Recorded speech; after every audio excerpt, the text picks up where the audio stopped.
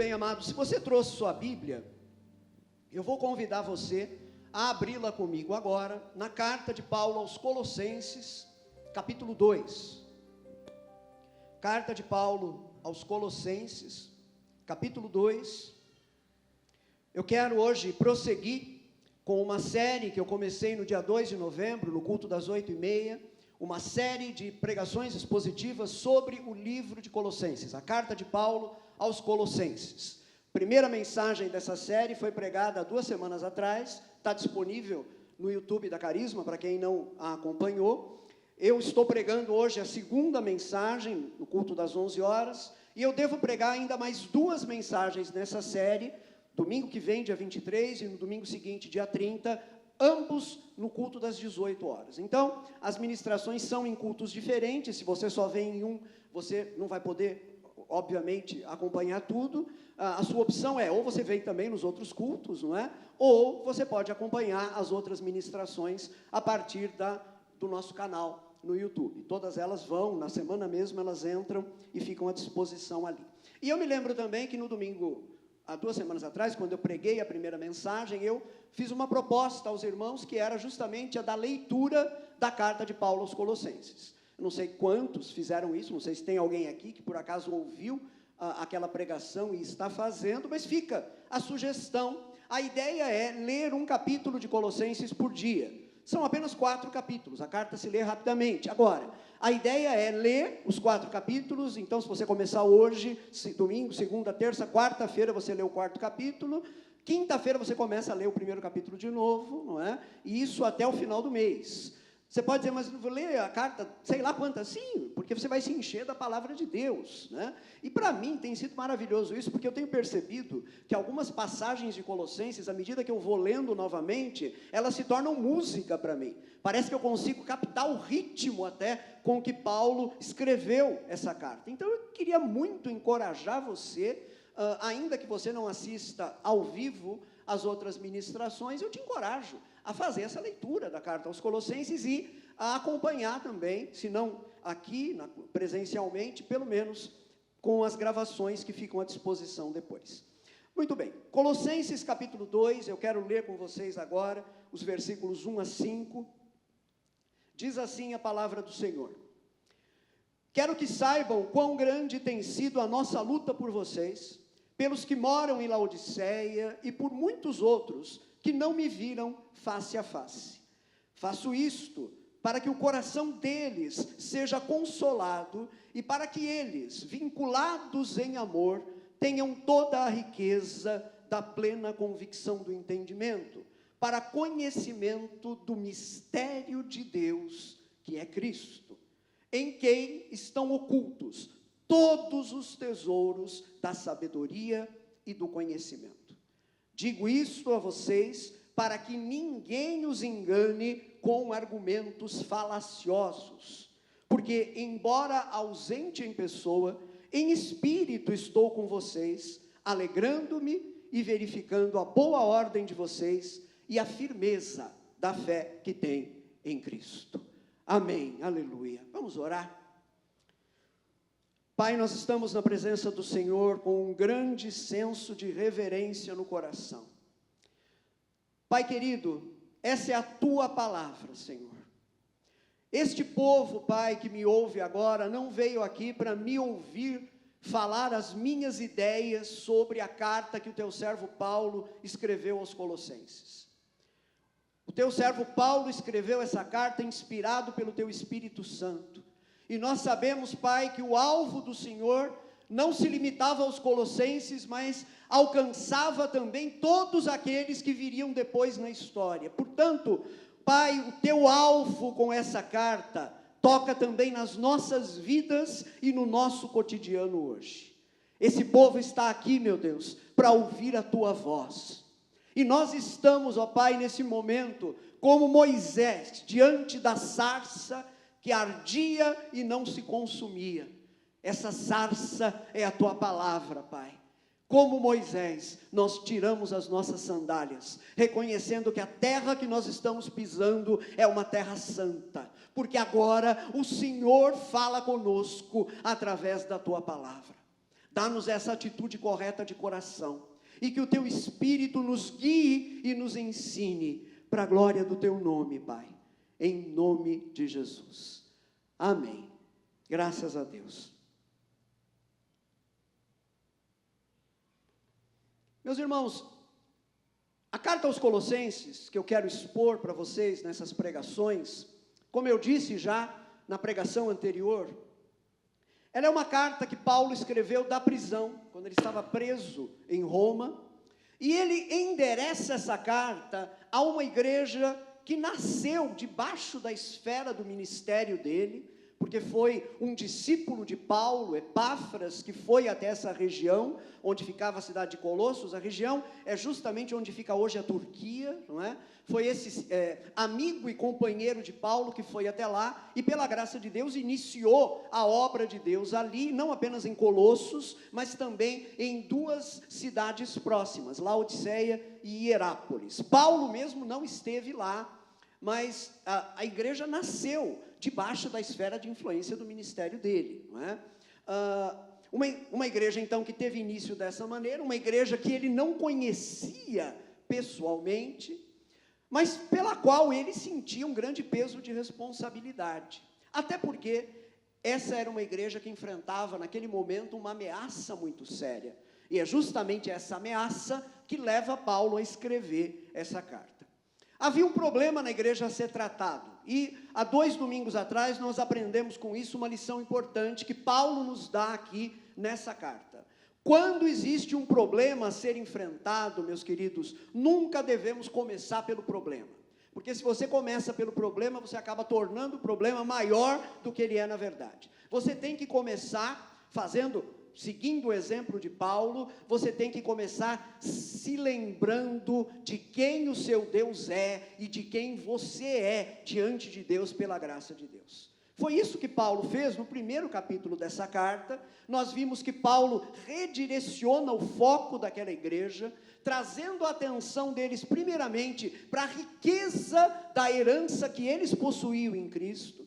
Num segundo momento, mostrando a eles a realidade da obra de Cristo que já era presente na vida deles. E finalmente, Paulo mostra para eles a grandiosidade e a centralidade da pessoa de Jesus Cristo. Na verdade, Paulo já estava com essas coisas preparando o caminho para tratar o problema. Mas ele nos deu aqui essa lição importantíssima. Um problema não se enfrenta diretamente. Primeiro a gente precisa saber exatamente quem o nosso Deus é e quem o nosso Deus nos fez ser através da sua obra. E depois que a gente se lembra disso, então, nós temos condições efetivas para poder enfrentar qualquer problema. Essa carta nos mostra também, eu não tenho muito tempo para discorrer sobre esse aspecto que eu vou abrir agora, mas essa carta nos mostra também muito claramente o coração pastoral de Paulo.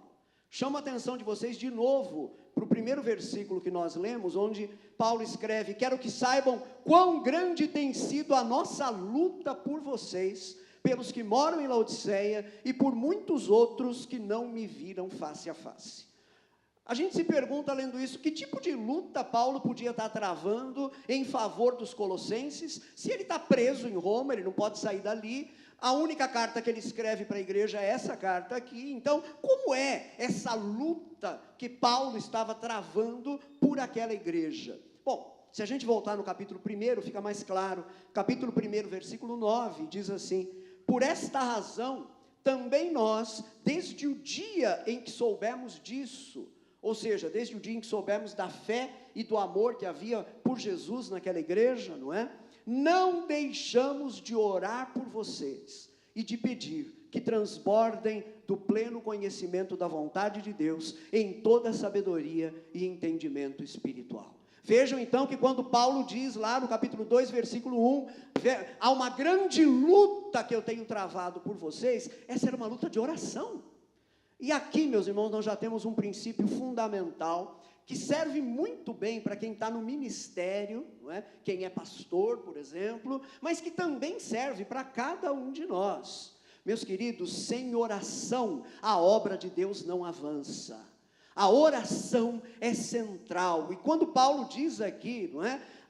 quão grande tem sido a nossa luta. Isso quer dizer o quê? Que Paulo se esforçava em oração pelos colossenses. Ora, meus irmãos, me compreendam, se esforçar em oração não é simplesmente, vamos orar pela igreja de Colossos, então fazemos uma oração de 15 segundos e pronto, já está orado. Não, não é isso, é outra coisa, é estar diante de Deus continuamente, trazendo aquela igreja diante do Senhor, lembrando o Senhor da realidade daquela igreja, seguindo as orientações que o próprio Espírito Santo nos dá, quando nós intercedemos, porque se você é sensível à voz de Deus, e se você está orando por alguém, o Espírito Santo direciona a sua oração. Às vezes, meus amados, eu sinto que nós descansamos demais nesse aspecto da oração.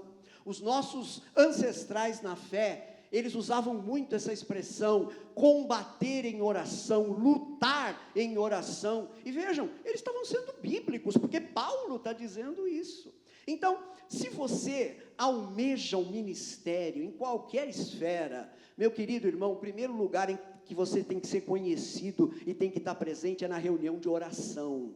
Se você almeja um ministério, você tem que ser um homem de oração, você tem que ser uma mulher de oração. Agora, isso não serve apenas para quem está almejando o ministério. Os nossos antepassados na fé também nos dão uma lição aqui belíssima, né? Nós temos que orar o tempo todo, orar pelas nossas famílias, lutar pelas nossas famílias, orar pelos nossos filhos, orar pelos nossos empregos, orar pela cidade onde nós moramos, para que haja paz, para que a gente tenha uma vida tranquila. Nós temos que ter uma vida de oração. Eu me lembro no passado de homens que diziam, homens que não eram pastores da igreja, mas que diziam, eu tenho que fazer uma viagem de negócios, eu preciso resolver um assunto, então eu vou tirar um dia para orar por isso, vou separar um tempo para isso. Eu tenho para mim que se nós temos dificuldades na nossa vida pessoal, diária, cotidiana, hoje, é porque nós oramos pouco. Então há um chamado aqui, desde logo, para que nós sejamos homens e mulheres de oração. Agora, isso aqui é uma parte da lição. A outra parte que chama a minha atenção, logo aqui na abertura desse texto que eu li, é justamente esse coração pastoral que levava Paulo a orar. Ele está demonstrando aqui o coração que ele tinha, que era um coração marcado pela preocupação com aqueles homens e mulheres que se converteram em Colossos. Perdão. Esse coração pastoral era justamente o que o levava a orar. Mas o detalhe aqui é o seguinte: a obra de Deus não se faz sem oração, mas a obra de Deus também não se faz sem um coração pastoral. E o que é um coração pastoral? Um coração pastoral é aquele que enxerga pessoas. O pastor olha isso aqui e não vê uma multidão, ele vê pessoas. O pastor é aquele que vê pessoa a pessoa. Vocês entendem isso? Cada pessoa tem valor, é importante e precisa de cuidado. Eu fico imaginando Paulo orando e lembrando nomes de pessoas que talvez Epáfras tenha trazido para ele, que ele menciona, porque nós vemos ele fazer isso, inclusive, em outras cartas, tá? O trabalho de Deus é um trabalho pessoal. A igreja é um lugar não para multidões apenas, mas para pessoas com nome, endereço, história e que são conhecidas pessoalmente. No capítulo 1, versículos 27 a 29 de Colossenses, a gente tem um exemplo dessa pessoalidade no trato do ministério, quando Paulo escreve o seguinte: a vocês Deus quis dar a conhecer a riqueza da glória deste mistério entre os gentios, que é Cristo em vocês, a esperança da glória. Este Cristo nós anunciamos, vejam bem aqui, advertindo a todos e ensinando a cada um em toda a sabedoria, a fim de que apresentemos cada pessoa perfeita em Cristo. Então isso aqui coloca para a gente muito claramente em que medida o ministério é algo que tem que ser feito sempre num caráter de valorização da pessoa. Agora, isso se aplica apenas a quem está no ministério? Claro que não. Você precisa entender que lá nos seus relacionamentos, na sua casa, no seu prédio, na sua vizinhança, na empresa onde você trabalha, na escola onde você estuda, você está diante de pessoas. Então, meu querido irmão, minha querida irmã, trate pessoas como pessoas, trate gente como gente. Se você é um empregador, trate, nós vamos falar mais sobre esse aspecto no quarto ensino, daqui a 2 semanas, mas se você é um empregador, trate os seus empregados como seres humanos, e não como pessoas que estão ali apenas para cumprir uma tarefa e fazer algo para você. Lembre disso, lembre, é gente, a pessoa tem história. E vai além também, lembre do seguinte, se você tiver que demitir, você não está demitindo só um homem ou uma mulher, você pode estar demitindo uma família inteira. Então tenha em mente, são pessoas. E talvez eu te provoque com isso, né? Porque de repente você está numa crise na sua empresa, tendo que demitir gente. O que é que você vai fazer agora que eu falei isso? Primeiro conselho, você vai orar a Deus, falei, Senhor, me ajuda, porque eu não quero demitir 50 pessoas da minha firma, então me dá um escape, me dá uma saída, me dá uma alternativa. Amém, amados? Vocês estão entendendo como isso é prático, como isso se relaciona diretamente com a nossa vida? Agora, o Paulo mostrou para a gente, claramente também, e eu já mencionei isso bastante há 2 semanas atrás, que antes de enfrentar um problema, nós precisamos corrigir o foco do nosso olhar. Esse foi meu tema no dia 2, corrigindo o foco do nosso olhar. Nós temos que dirigir o nosso olhar não para o problema, mas para aquilo que de fato é importante. É assim que a gente tem que começar. No entanto, chega um momento em que é preciso enfrentar o problema. E muitas vezes, o enfrentamento de um problema deve ser feito de uma forma que eu vou chamar aqui de negativa. O que é uma forma negativa de enfrentar um problema? É quando você precisa mencionar o erro que está sendo cometido, não é? Indicar o erro, acusar o erro, não é? E chamá-lo pelo nome. É um erro, isso está errado, isso não é certo. Eu sei que nós somos muito sensíveis a isso. Geralmente nós não gostamos desse trabalho negativo que é o de ter que denunciar o erro. Nós preferimos sempre uma abordagem positiva, qual é? Ora, é ensinar a verdade, não é? Você ensina a verdade, então, de alguma maneira, você já encaminha para solucionar o problema do erro. Sim, é verdade.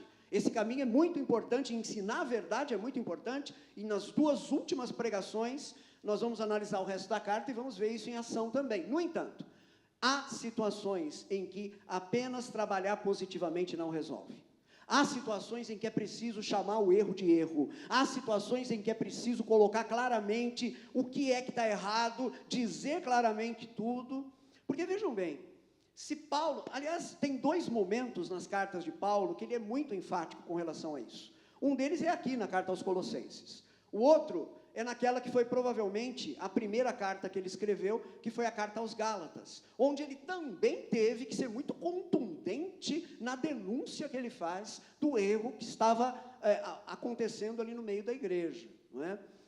Paulo, ele percebe que há situações em que, se você apenas ensinar a verdade, ou seja, se você apenas adotar o caminho positivo para resolver o problema, você não dá conta do problema. Por quê? Porque são situações nas quais a verdade já está sendo misturada com o erro. É o que acontece aqui em Colossos. Alguns homens estavam ensinando coisas na igreja de Colossos, tiradas de uma mistura religiosa, que eu vou descrever para vocês daqui a pouco, e no meio daquilo lá tinha verdades. No meio daquilo tinha verdades, e justamente porque tinha verdade no meio, é que Paulo tem que ser claro e dizer, peraí, isso aqui sim, mas isso aqui não, isso aqui é verdade agora, isso aqui não, isso aqui está errado. E mais, Paulo é obrigado a colocar todo o contexto daquele erro e dizer, vocês precisam se afastar disso. Então existem momentos em que o ensino da verdade e a denúncia do erro tem que caminhar juntos, por mais doloroso que seja ter que dizer tal ensino, tal ênfase, tal doutrina é errada e tem que ser recusada. Antes de mais nada, vamos tentar compreender o contexto desse problema que é enfrentado pela igreja de Colossos. Esse é o meu primeiro ponto com vocês aqui hoje. Compreender o contexto o contexto do problema enfrentado por essa igreja. Capítulo 2, versículo 4, diz assim: digo isso a vocês, para que ninguém os engane com argumentos falaciosos. A Nova Versão Internacional traduz aqui argumentos falaciosos da seguinte maneira: argumentos que só parecem convincentes.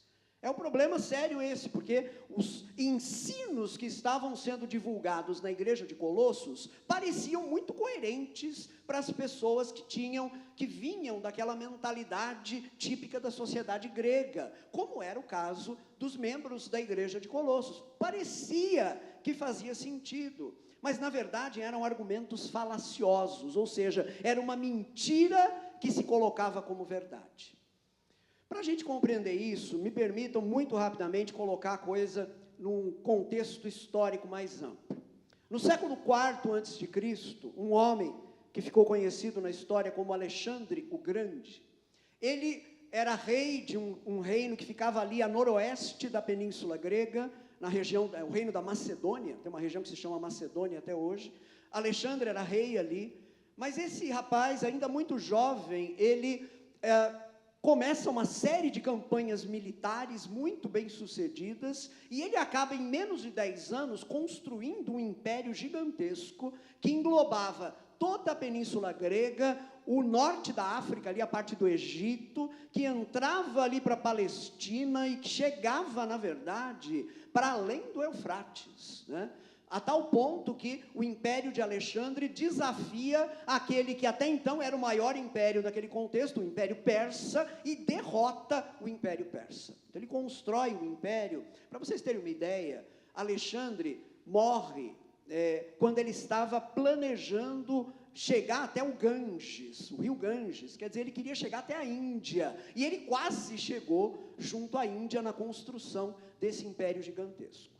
O que nos interessa aqui desse detalhe é o seguinte: as conquistas de Alexandre colocaram essas populações em contato, e isso provocou uma mistura muito grande de elementos religiosos típicos dos gregos, se misturaram a elementos religiosos dos persas, se misturaram a elementos religiosos de outros povos ali da Ásia Central, e o resultado disso foi uma verdadeira sopa religiosa que misturava uma série de coisas. Provavelmente algumas pessoas que conheceram o judaísmo, a gente sabe que nas sinagogas espalhadas, não é, por todas aquelas regiões, havia, além de judeus, havia também gentios, gregos, que simpatizavam com o judaísmo e assistiam às celebrações da sinagoga. Muito provavelmente alguns desses chamados tementes a Deus levaram para esse caldo religioso também elementos do próprio judaísmo. Então, o resumo disso, na verdade, é que a igreja de Colossos estava sendo confrontada por uma religião misturada, uma religião que misturava paganismos de vários locais, com alguns elementos de judaísmo, e tudo isso estava ali, de alguma maneira, perturbando a paz daquela igreja. Esse caldo religioso que eu descrevi, nele era muito comum a prática das chamadas religiões de mistério. O que eram essas religiões de mistério? Eram religiões iniciáticas, religiões onde a pessoa, primeiro, para poder participar delas, tinha que passar um período de prova e de cerimônias muito difíceis, para então se tornar alguém que passava a conhecer também os mistérios do universo. Isso ajuda a gente a entender por que a palavra mistério aparece tanto, por exemplo, na carta aos Gálatas, não é? E a moldura maior, dentro da qual todos esses elementos tão distantes, né, vários paganismos, um pouco de judaísmo, tudo isso estava misturado, a grande moldura maior era o que nós chamamos de uma forma ainda inicial de gnosticismo. A palavra aparece aí na tela para vocês, vem de um termo grego chamado gnosis, que significa conhecimento. A palavra gnosis, em grego, significa conhecimento. Nós sabemos muito claramente que o gnosticismo vai se desenvolver ainda mais no século II. portanto, mais à frente, e vai continuar sendo uma grande ameaça para a igreja. A igreja vai ter que lutar muito no século II contra esse tipo de ensino, mas é dentro dessa perspectiva filosófica até, que essas religiões estavam sendo misturadas. A grande ênfase do gnosticismo é a ideia de que a matéria é má, o corpo, por exemplo, enquanto matéria, é ruim, e ele tem que ser negado para que o espírito possa ser livre e possa subir para as esferas celestiais. Essa era a grande tônica desse chamado gnosticismo. Para poder entender isso, no texto da carta aos Colossenses há algumas palavras-chave, e eu quero chamar a atenção de vocês para essas palavras. A primeira delas é a palavra mistério. Essa palavra aparece 5 vezes na carta. Do que se tratava?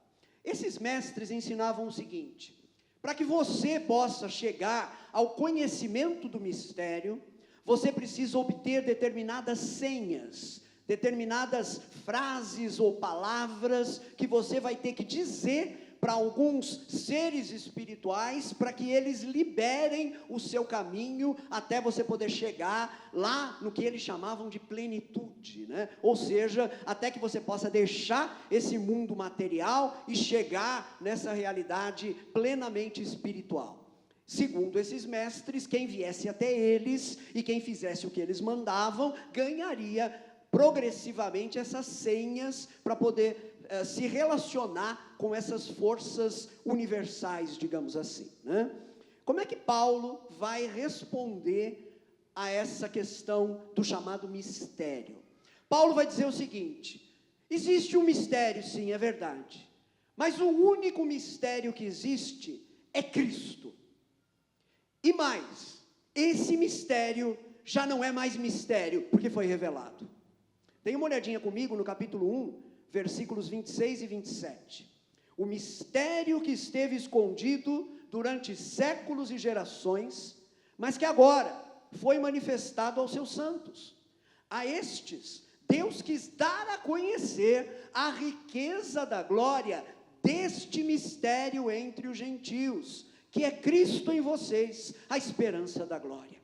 Paulo está dizendo para eles: olha, estão falando aí tanto em mistério e querendo que vocês aprendam mistérios. Deixa eu dizer um negócio para vocês: vocês já conhecem o único mistério que existe. Esse mistério é Cristo. Por que Paulo chama Cristo de mistério? Por que ele diz o mistério que esteve escondido durante séculos e gerações? Porque o conhecimento sobre Cristo, vejam bem isso, já está presente o tempo todo no Antigo Testamento, mas ele está oculto ali. E é somente quando Jesus vem, quando o Verbo de Deus se encarna, que esse mistério é revelado. E Paulo vai dizer que o trabalho dele como apóstolo e de outros apóstolos é justamente o trabalho de revelar esse mistério às pessoas. Capítulo 2, versículos 2 e 3.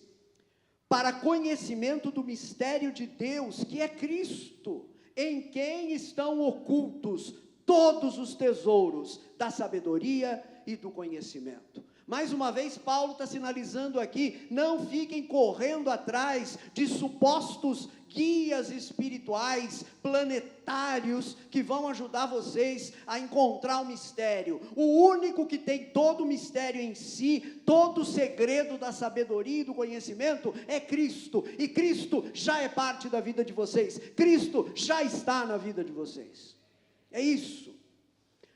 Capítulo 4, versículos 3 e 4. Ao mesmo tempo, orem também por nós, para que Deus nos abra uma porta à palavra, a fim de falarmos do mistério de Cristo, pelo qual também estou algemado. Orem para que eu torne esse mistério conhecido, como me cumpre fazer. Paulo está pedindo as orações da igreja para que ele possa tornar mais claro e conhecido o mistério de Cristo, falar desse mistério para mais pessoas. É maravilhoso perceber, meus irmãos, que só há um mistério, no universo inteiro só há um mistério, e esse mistério é Cristo, e já nos foi revelado.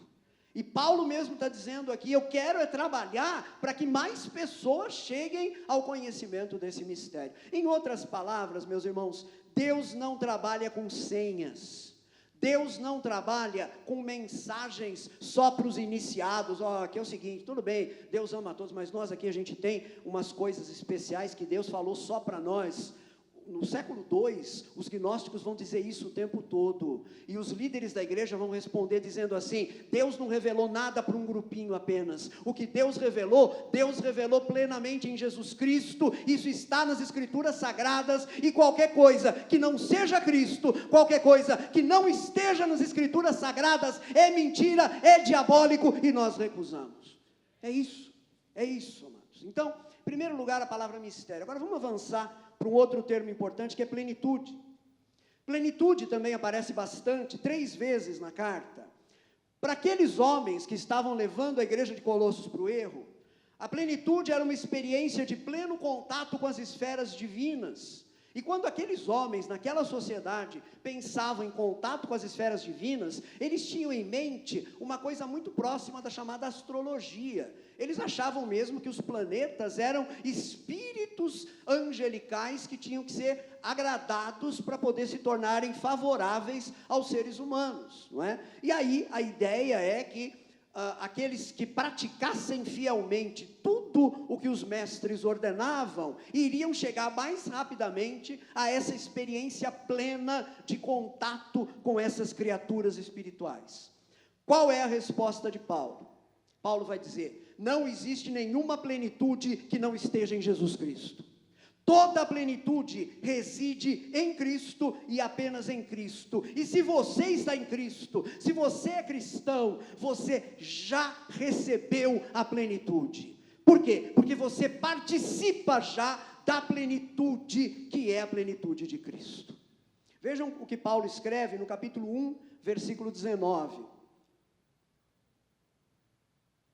Porque Deus achou por bem que nele é em Cristo, residisse toda a plenitude. Onde reside toda a plenitude? Em Cristo. Capítulo 2, versículos 9 e 10. Porque nele, novamente, em Cristo, habita corporalmente toda a plenitude da divindade. Também nele vocês receberam a plenitude. Eu chamo a atenção de vocês para 2 coisas aqui. Primeiro, essa palavra que eu grifei, corporalmente. Os gnósticos, esses mestres falsos, diziam que o corpo era mau. Eles ensinavam, por exemplo, que Jesus não teve corpo, ele apenas parecia ter um corpo, mas ele não podia ter um corpo porque o corpo é matéria e a matéria é uma coisa ruim. O Novo Testamento o tempo todo vai enfatizar: Jesus Cristo veio em carne, ele teve um corpo, ele leva até hoje no seu corpo ressuscitado as feridas do Calvário. Mas note aqui que Paulo faz questão de colocar essa palavra, né? Nele, em Cristo, habita corporalmente toda a plenitude da divindade. Meus queridos, qualquer tentativa de levar vocês para outra fonte de poder, qualquer tentativa de levar vocês para outra fonte de experiências espirituais que não seja Cristo, vem do diabo e tem que ser recusado. Amém? É isso que Paulo está dizendo para aqueles homens e mulheres daquela época, e a palavra de Deus está nos dizendo claramente hoje. E aqui no versículo que nós lemos, no 10, ele continua: nele, ou seja, em Cristo, vocês receberam a plenitude. Eu já tenho a plenitude porque eu participo da realidade desse Cristo que ressuscitou. Um terceiro e último grupo de palavras aqui, agora é um grupo, são os seguintes: tronos, soberanias, principados, potestades, rudimentos do mundo. Antes de mais nada, deixa eu destacar os versículos, alguns deles, onde isso aparece. Então, começando no capítulo 1, versículo 16. Pois nele, ou seja, em Cristo, foram criadas todas as coisas, nos céus e sobre a terra, as visíveis e as invisíveis, sejam tronos, sejam soberanias, quer principados, quer potestades, tudo foi criado por meio dele e para ele. Capítulo 2, versículo 10. Ele, Cristo, é o cabeça de todo o principado e potestade. Capítulo 2, versículo 15. e despojando os principados e as potestades, publicamente os expôs ao desprezo. Cristo é o sujeito aqui, né? Cristo publicamente os expôs ao desprezo, triunfando sobre eles na cruz. Agora vejam bem com atenção aqui, queridos.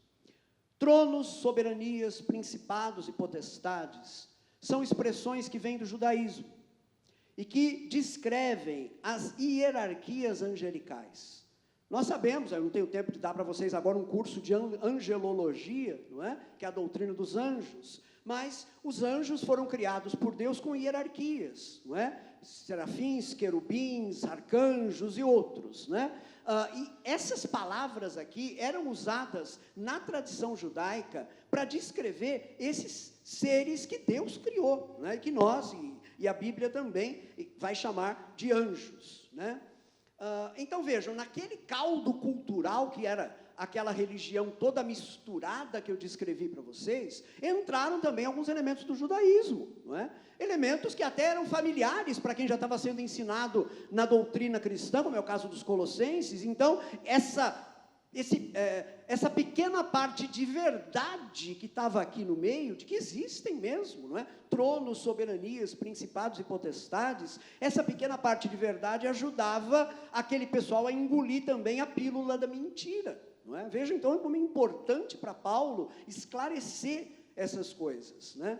Vejam bem, para os mestres falsos ali, esses seres, principados, potestades, tronos, soberanias, eles eram vistos justamente como esses intermediários celestiais, geralmente relacionados a essas entidades planetárias, portanto era uma questão aí astrológica, não é? E seriam esses seres que teriam que ser agradados. Os fiéis que quisessem atingir a plenitude teriam que agradar esses seres, convencê-los, como? Através de atos de culto, convencê-los a cooperar com ele, o fiel, para que ele possa chegar na plenitude.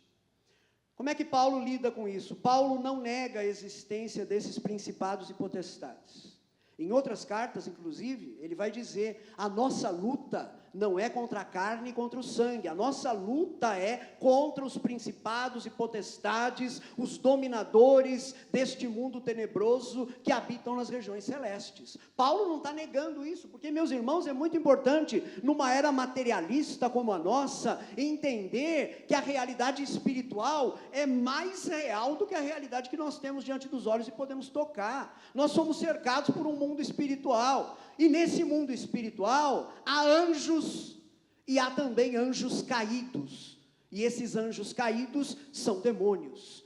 Vejam bem, Deus não criou demônios, Deus criou apenas anjos, mas alguns anjos caíram em pecado, no pecado de orgulho e de rebeldia, juntamente com um querubim ali, que liderava uma parte deles, e isso deu Satanás e os seus demônios. Então notem bem, quando Paulo fala dessas forças, ele deixa claro, essas forças existem, mas vejam bem quem são elas. Não são seres que vão ajudar vocês, não são guias a serem invocados, essas forças são demoníacas, e precisa ficar muito claro isso para todo mundo. Um esforço a mais, para a gente compreender uma outra expressão que eu já dei aqui para vocês, a expressão rudimentos do mundo. Rudimentos do mundo, para poder entender o que são isso, eu quero voltar, aliás, para compreender melhor essa questão mesmo dos principados e potestades, eu quero voltar rapidamente no Antigo Testamento, no profeta Daniel. Vejam aqui, Daniel capítulo 10, versículos 12 a 14. Daniel recebeu de Deus um grande peso de oração pelo seu povo, o povo judeu que estava no cativeiro, e isso levou Daniel a orar durante 21 dias. No último dia, ele recebe a visita de um anjo do Senhor, e o texto diz, então me disse, o anjo disse a Daniel, não temas, Daniel, porque desde o primeiro dia em que aplicaste o coração a compreender e a humilhar-te perante o teu Deus, foram ouvidas as tuas palavras, e por causa das tuas palavras é que eu vim. Mas o príncipe do reino da Pérsia me resistiu por 21 dias. Porém, Miguel, um dos primeiros príncipes, veio para ajudar-me e eu obtive vitória sobre os reis da Pérsia. Agora vim para fazer-te entender o que há de suceder ao teu povo nos últimos dias. O anjo enviado por Deus sofreu a resistência de um príncipe da Pérsia. Agora vejam bem, que príncipe é esse que resiste a um anjo? Não é um príncipe, não é? É uma referência a um outro anjo. E claramente aqui um anjo maligno, um anjo caído, um demônio, porque ele se opõe a esse anjo que Deus enviou para trazer uma palavra para Daniel, não é? O que nós aprendemos aqui, gente, é que hierarquias celestiais caídas, esses anjos caem, se tornam demônios, eles encontram espaço, inclusive para atuar em reinos. É quando nós dizemos um principado que estava por trás do rei da Pérsia, ou por trás do faraó do Egito, enfim, uma força espiritual diabólica trabalhando por trás de pessoas, não é? Isso acontece hoje. Os conflitos que nós vemos no mundo hoje, há forças espirituais por trás disso, e nós erramos quando nós somos naturais demais na maneira de trabalhar com essas questões. Nós temos que entender que há sim forças diabólicas em operação, às quais as forças de Deus se opõem, e nós temos uma parte a desempenhar nesse trabalho de luta mesmo, e a nossa luta é através da oração.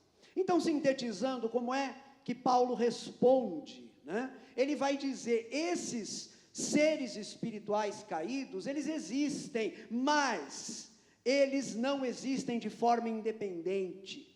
Eles fazem parte da criação, porque Deus criou apenas anjos, se tornaram anjos caídos, se tornaram demônios, mas continuam sujeitos à autoridade de Deus.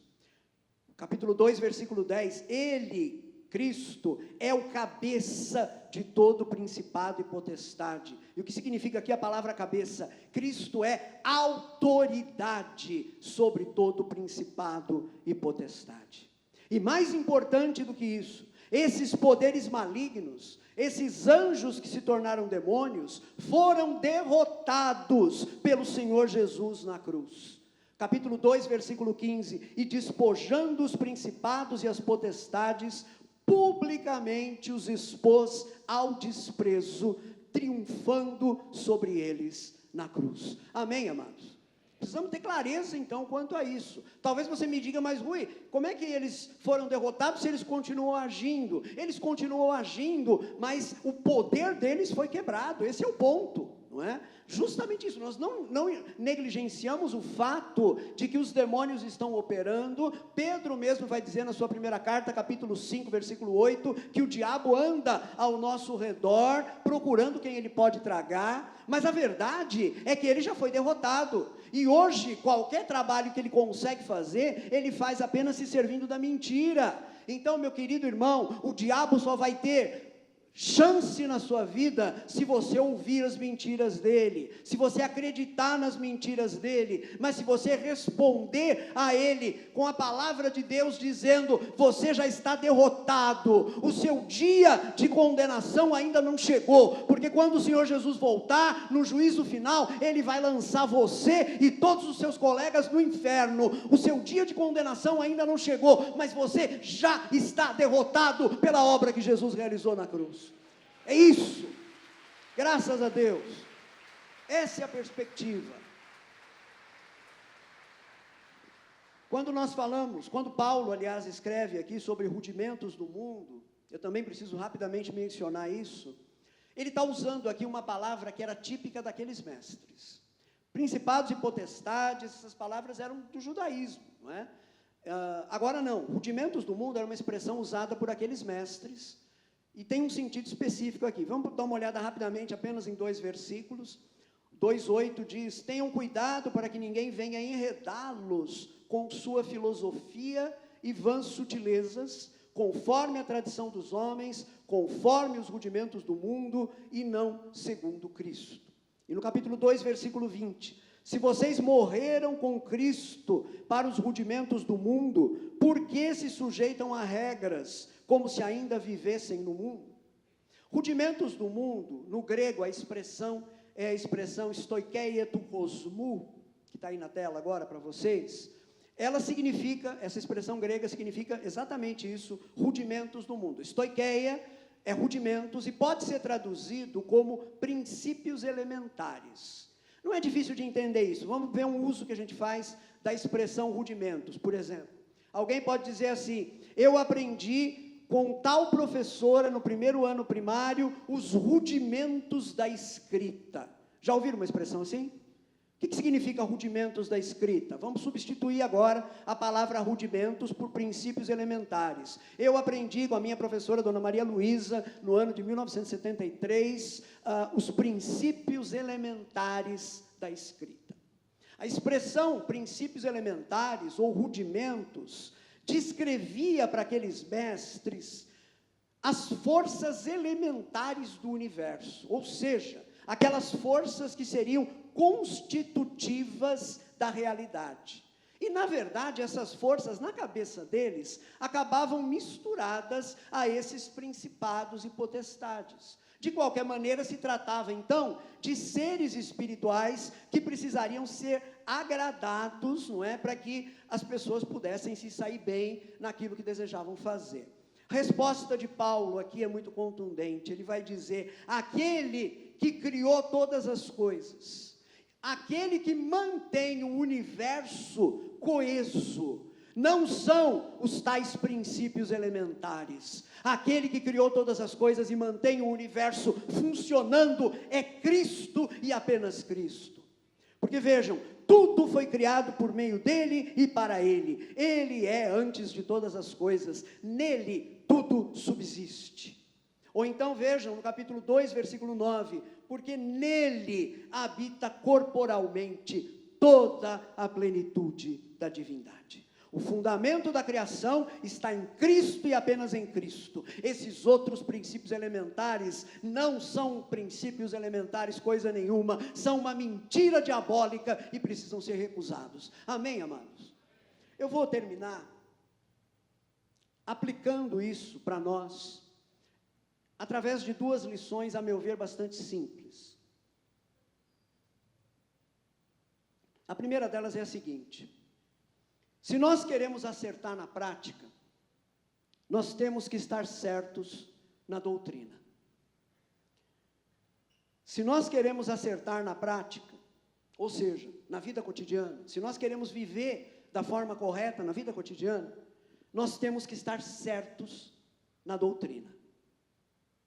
O ensino dos falsos mestres estava levando a igreja de Colossos à ansiedade, ao colocar para aqueles irmãos e irmãs uma série de observâncias e deveres que seriam, segundo esses mestres, indispensáveis para atingir a salvação.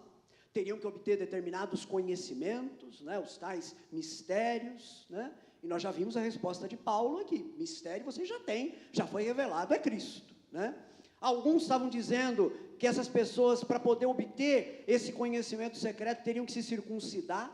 A prática da circuncisão judaica foi importada para dentro daquela religião, não é?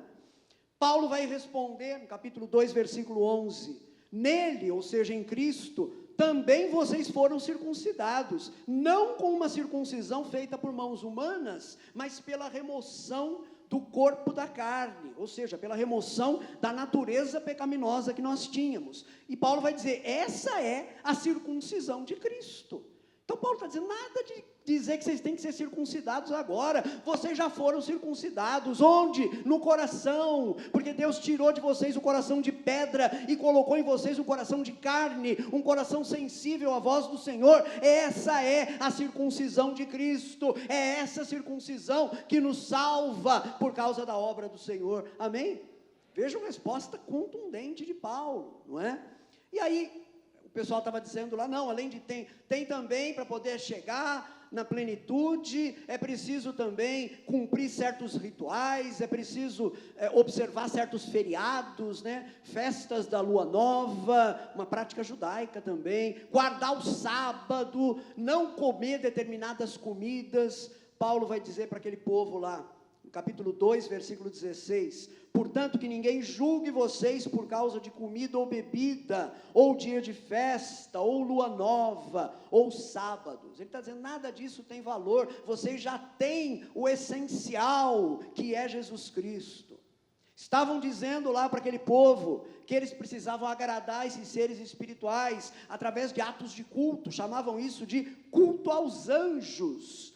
E Paulo responde no capítulo 2, versículo 18: não deixem que ninguém se faça de árbitro para desqualificar vocês, com pretexto de humildade e culto de anjos. Fora com isso. Notem então, meus queridos, que a vida cotidiana daquelas pessoas estava se tornando repleta de exigências. O evangelho tinha perdido a sua simplicidade e estava se tornando um amontoado de regras, de práticas e de costumes. Como é que a gente corrige isso? A única maneira de corrigir isso é apontar para a verdade, é apontar para a doutrina verdadeira. Quem é o Senhor? E o que o Senhor já realizou por nós, amém? E Paulo vai fazer isso na carta. Se vocês lerem depois, no capítulo 2, versículos 8 a 16, há uma descrição da obra que Cristo realizou em favor daquelas pessoas, porque é a obra que ele realiza em favor de todos nós. E terminando essa argumentação, no capítulo 2, versículo 16, ele vai dizer, portanto que ninguém julgue vocês por causa de comida ou bebida, ou dia de festa, ou lua nova, ou sábados. Essas coisas são passageiras, são transitórias, vocês já receberam a realidade. Meus irmãos, vocês são livres, porque vocês conhecem a realidade, a única realidade, que é a pessoa de Jesus Cristo. Amém? Como é que você foi livre? Quando você entregou seu coração a Ele, quando a sua vida foi circuncidada, não é? Por esse ato de entrega. E aí, deixa eu te dizer uma coisa importante, porque Paulo, na sequência, nesse trecho dos versículos 8 a 15, ele vai mencionar o batismo. O batismo, enquanto ritual, não salva ninguém. Mas se você creu no Senhor, se você de coração respondeu com fé à pregação do Evangelho e acreditou no Senhor, então entenda, aquilo que você experimenta não é um banho no tanque batismal, você é batizado na morte e na ressurreição de Cristo, amém? Vocês estão entendendo? Não é o ritual que faz isso. Quem não crê no Senhor e entra no tanque, entra seco e sai molhado. Agora, quem crê no Senhor, aquele banho se torna muito mais que um banho, se torna esse sinal que a gente carrega da obra que o Senhor já realizou dentro de nós. Amém, amados? Última coisa. Primeira coisa é essa: se nós queremos acertar na prática, se você quer ter uma vida segundo o que Deus quer para você, o melhor que Deus tem para você, você tem que conhecer essas verdades. Você tem que conhecer a doutrina bíblica, você tem que conhecer a verdade sobre a pessoa do nosso Deus, de Cristo, do Espírito Santo, da obra de salvação. Tudo isso tem que entrar na nossa mente e mais, tem que chegar no nosso coração, tem que mover o nosso coração, de tal maneira que quando você ouve falar na santidade de Deus, quando você ouve falar na entrega de Jesus por nós na cruz, quando você ouve falar no ministério do Espírito Santo nos acompanhando, você sente o seu coração arder, você reconhece que essa verdade faz eco dentro da sua vida. Amém, amados? Agora, a segunda e última coisa: deixar as ilusões e crescer no conhecimento de Cristo. Qual era o verdadeiro problema daquele ensino falso? Esse ensino ignorava Cristo, minimizava Cristo. Cristo não era suficiente, era preciso, segundo aqueles mestres, agradar os anjos para obter as senhas, era preciso observar regras, festas, jejuns. Um alerta, amados, hoje, alguém pode dizer, mas qual a conexão disso com o nosso tempo? Hoje, nós ainda temos por aí muito ensino místico, veiculando ideias muito parecidas com essas ideias que estavam vigorando lá na igreja de Colossos, que estavam sendo difundidas na igreja de Colossos. Quem é mais velho se lembra, nos anos 90, o furor todo de uma tal nova era, a era de aquário, não é? E coisas do gênero cristais e não sei mais o quê. E tem muita, deixa eu dizer isso para tristeza e consternação de todos nós, tem muita gente na igreja dando ouvidos a esse tipo de coisa. Tem muita gente na igreja achando que pode ser beneficiado por determinadas práticas espirituais que não estão na palavra de Deus. Eu alerto você, cada vez que você se coloca em contato com essas práticas, você abre a sua vida para um ataque do inimigo. Vocês estão me entendendo? Não, mas é que lá de fato tem alguma coisa que acontece. É claro que tem, meu querido. É claro que tem, não é de Deus, não está na palavra de Deus, é força espiritual, mas é força espiritual diabólica, e você precisa estar atento para isso. Fuja disso em nome de Jesus, amém? Algumas vezes isso tem um tom até inocente. Eu me lembro, já contei isso em outra pregação, a Silene me contou isso, minha esposa, aconteceu com ela estava no shopping andando, e ela viu duas mulheres conversando na frente de uma vitrine, e uma das mulheres disse para a outra, eu não me lembro mais o que é que elas estavam olhando, se era um sapato ou se era bolsa, né? Homem, para guardar memória disso é coisa terrível, né? Eu não lembro nem o que eu vesti ontem, imagina. Mas, enfim, tinham lá duas mulheres na frente da vitrine, a Silene passa atrás delas e ela ouve uma dizer para a outra, mas eu queria tanto essa bolsa, né? Vamos supor que fosse a bolsa, né? Eu queria tanto essa bolsa, e aí a outra diz assim, amiga, pede para o universo. Você já ouviu essa expressão? Pede para o universo? Eu tenho para mim que ela está esperando até agora, não é? Chegar por uma entrega do Mercado Livre a bolsa enviada pelo universo. Queridos, o universo não envia nada. Tirando Cristo, saindo fora de Cristo, o que tem nas regiões celestiais, para usar uma expressão de Paulo, são forças diabólicas. Vocês estão entendendo? Mesmo essa questão dos anjos, vejam bem, isso aqui é muito importante. Quando a palavra aqui denuncia, Paulo diz, esse negócio de culto de anjos, fora disso, a Bíblia não nos autoriza a nos dirigir aos anjos.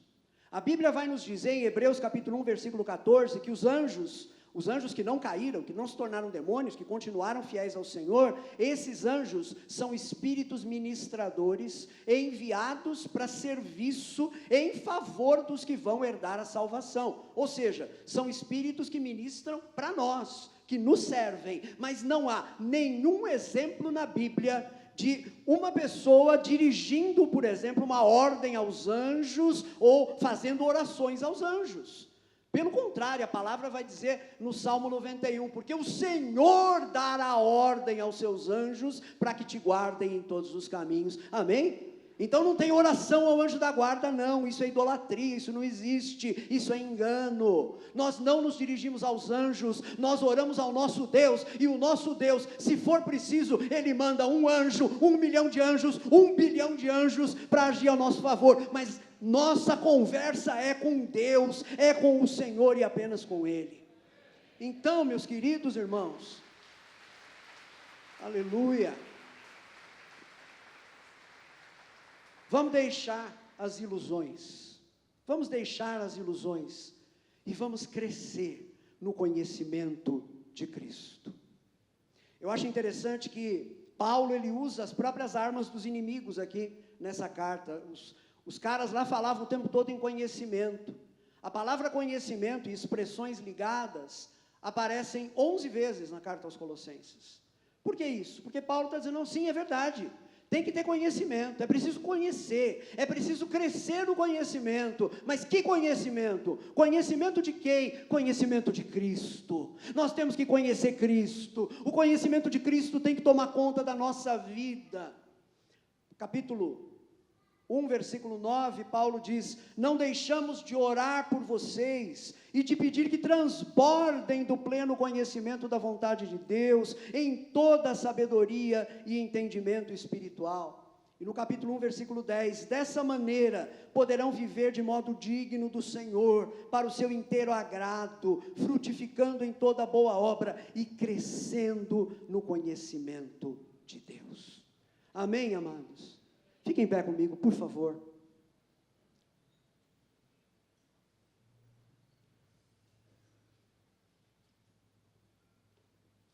Mais alguns minutos aqui. Nós não precisamos de conhecimentos misteriosos. Precisamos de Cristo. E precisamos conhecer Cristo cada vez mais. Não se trata apenas de conhecer coisas sobre Cristo. No próximo ensino eu vou aprofundar um pouquinho isso. Não se trata apenas de conhecer coisas sobre Cristo. Trata-se de conhecer a Cristo. Entende? Você pode conhecer coisas sobre mim, mas não me conhecer. Você pode saber onde eu nasci, que dia eu nasci, do que eu gosto, do que eu não gosto, mas você pode não me conhecer. Tem muita coisa para conhecer sobre Cristo, sim, a Bíblia nos ensina, mas nós temos que conhecer a Cristo. É uma experiência íntima e pessoal de relação com o Senhor. A palavra está nos chamando hoje, deixem de lado as mentiras, deixem de lado as ilusões. Nossa sociedade está mergulhada em ilusões, em mentiras, dando ouvidos a coisas que não fazem sentido, mas a palavra de Deus nos chama a dar ouvidos a esse grandioso mistério que é Cristo, e que foi revelado, em quem habita toda a riqueza do conhecimento. Amém, amados? Curva sua cabeça comigo agora, eu quero orar com você. Pai, eu dou graças ao Senhor, porque em Cristo o Senhor já revelou a nós todo o mistério. Cristo é esse mistério glorioso, escondido dos séculos e das gerações, percebido pelos profetas do Antigo Testamento, mas sem clareza ainda, mas descortinado diante de nós, a partir do Novo Testamento. Obrigado, Pai, porque Cristo é real na nossa vida. E Pai, a minha oração agora é que o Teu Espírito Santo trabalhe no coração de cada pessoa que me ouviu, cada homem, cada mulher, cada jovem, cada moço, cada criança, que o Teu Espírito Santo trabalhe no coração deles, em primeiro lugar, quebrando todo vínculo, toda armadilha maligna que prendeu qualquer uma dessas pessoas a ensinos falsos, errados. Pai amado, em nome de Jesus, que o poder de principados e potestades seja quebrado sobre a vida das pessoas que me ouvem agora, em nome de Jesus, Pai. Sejam libertos pela obra que o Senhor realizou na cruz do Calvário. E também, Pai, eu peço que o Teu Espírito Santo coloque no meu coração e no coração de cada um de nós aqui um amor cada vez maior e mais intenso por Jesus, para que nós desejemos conhecer e conhecer cada vez mais o nosso Salvador. Faz isso para a glória do Teu nome, Pai, em nome de Jesus. E agora, amados, que o amor de Deus, nosso Pai, que a graça de Jesus Cristo, nosso Senhor, e que a comunhão do Espírito Santo estejam sobre vocês e sobre todo o povo de Deus, espalhado pela face da terra, hoje e para todo sempre. Amém, amém e amém. Aleluia! Boa semana, Deus te abençoe, vá em paz.